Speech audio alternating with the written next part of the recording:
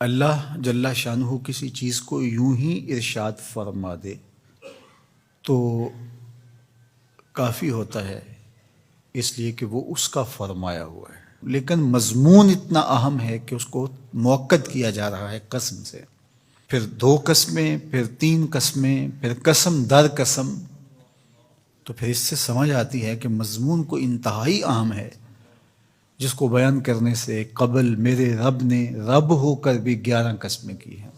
تو ذرا اس مضمون کی طرف غور بھی اسی انداز سے کیا جانا چاہیے۔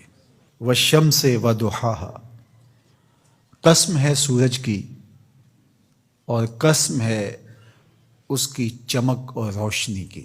یہ کتنے گنا بڑا ہے زمین سے اور روشنیاں بانٹتا ہے، لیکن مجال ہے کہ اس کے حکم سے کبھی اس نے سرتابی کی ہو، اپنے مقررہ وقت سے ہٹ کے کبھی یہ طلوع ہوا ہو، کبھی غروب ہونے میں اس نے دیر کر دی ہو، تو کہا جب اتنا بڑا روشنیوں کا جہاں ہو کے رب کے حکم کا پابند ہے تو یا مشت خاک تو رب کے حکم کو کیوں نہیں مانے گا۔ والقمر اذا تلاہا، اور چاند کی قسم جو اس کے پیچھے نکلے۔ والنہار اذا جلاہا، اور دن کی قسم جب اسے چمکا دے۔ زندگی کی ریل پیل اور چہل پہل دن کے اوقات میں ہوتی ہے، زندگی کا سارا حسن اس دن میں دیکھنے کو نصیب ہوتا ہے، اس لیے دن کی قسم کی۔ واللیل اذا یغشاہا، اور رات کی جب اسے چھپا لے۔ اگر دن کی قسم کہ وہ اجالوں کا نقیب ہوتا ہے تو رات کی بھی قسم کہ وہ پردہ پوشی کا مزاج رکھتی ہے۔ پھر فرمایا والسماء وما بناہا، اور آسمان کی قسم اور اس ذات کی قسم جس نے آسمان کو بنایا۔ دنیا کے سارے انجینئر اکٹھے ہو جائیں، سارے معمار جڑ جائیں، 1 فٹ کی ٹائل بغیر ستون کے سپورٹ کے کھڑی نہیں کر سکتے، لیکن اتنا بڑا آسمان بغیر ستونوں کے کھڑا کیا ہے، یہ میرے رب کا کمال ہے، یہ اس کی کاریگری کے رنگ ہیں۔ والارض وما طحاہا، اور زمین کی قسم اور اس کی قسم جس نے اسے پھیلایا۔ اگر آپ اپنے اطراف میں غور کریں تو آپ کو سب کچھ زمین سے حاصل ہوا دکھائی دے گا۔ یہ جس قالین پہ آپ بیٹھے ہیں، یہ کپاس جہاں سے اگی تھی تو وہ زمین ہے، یہ سنگ مرمر یہ بھی زمین سے نکلا ہے، یہ جو ہے وہ درخت سے لکڑی برآمد ہوئی تو وہ بھی زمین سے نکلا۔ آپ اپنے لباس پہ غور کر لیں، یہ کپڑے ہمیں کہاں سے ملے ہیں؟ یہ کپاس زمین سے اگی، بلکہ انسان کا اپنا خمیر مٹی سے بنایا گیا ہے۔ تو زمین اللہ تعالیٰ نے بنائی اور ہمارے نفع کے لیے بچھا دی، تو قسم ہے زمین کی اور اس کی جس نے زمین کو پھیلایا۔ وَنَفْسٍ وَمَا سَوَّاهَا، اور قسم ہے نفس کی، جان کی، اور اس کی جس نے اس کے اعضاء کو توازن بخشا، حسن دیا، برابر کیا۔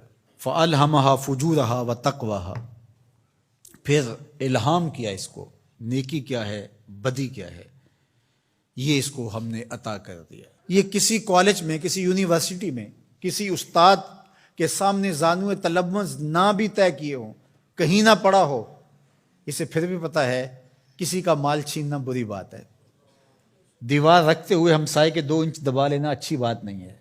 یہ کہ میں تو کسی استاد کے پاس نہیں گیا اس لیے میں نے اس کے پلاٹ پہ قبضہ کر لیا، تو یہ نہیں ہے۔ انسان کی فطرت میں یہ چیز ہے۔ حضور علیہ الصلوۃ والسلام سے پوچھا گیا کہ حضور گناہ کیا ہے، تو فرمایا ما حاک فی صدرک، جو تیرے سینے میں کھٹکے اور تو اس بات سے ڈرے کہ لوگ اس پہ مطلع نہ ہو جائیں۔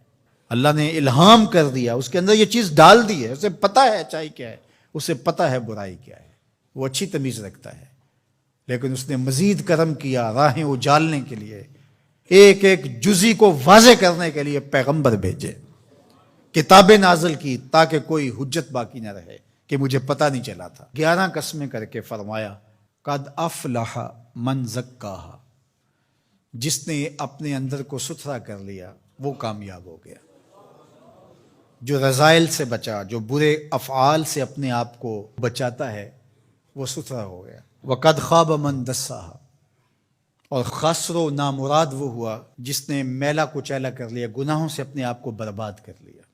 جو شخص بدکار ہوتا ہے، جو شخص گناہگار ہوتا ہے، جو شخص اللہ کے حکموں کو توڑنے والا ہوتا ہے، احکام شریعہ کی پابندی نہیں کرنے والا ہوتا، اس کی زندگی میں چمک نہیں ہوتی، اس کے چہرے پہ مسکراہٹ بھی دیکھیں تو وہ مصنوعی ہوگی، حقیقی مسرت اس کو نصیب نہیں ہو سکتی۔ ساری دنیا کی دولت بھی سمیٹ لے اس کو خوشی نصیب نہیں ہوتی. طمانیت باہر سے نہیں آتی، اس کے سوتے اندر سے پھوٹتے ہیں. الا بذکر اللہ تطمئن القلوب کا سن لو، تمہارے دلوں کا قرار اللہ کے ذکر میں لکھا ہوا ہے. تو اللہ جل شانہ نے اس سورہ شمس کے اندر 11 قسمیں کر کے اس بہت بڑی حقیقت کو بتایا کہ تمہیں اچھائی اور برائی دونوں کا پتہ ہے. اب تمہارے اختیار میں ہے کہ تم کون سا راستہ اختیار کرتے ہو. یہ دنیا میٹھی تو ہے، شر میٹھا تو ہے. حضور نے صاف فرمایا حجبت الجنت بالمکارہ وحجبت النار بالشہوات. جنت مشکل کے پردوں میں لپیٹی گئی ہے اور جہنم شہوتوں کے پردے میں لپیٹی گئی ہے. اب تو نے کس راستے کو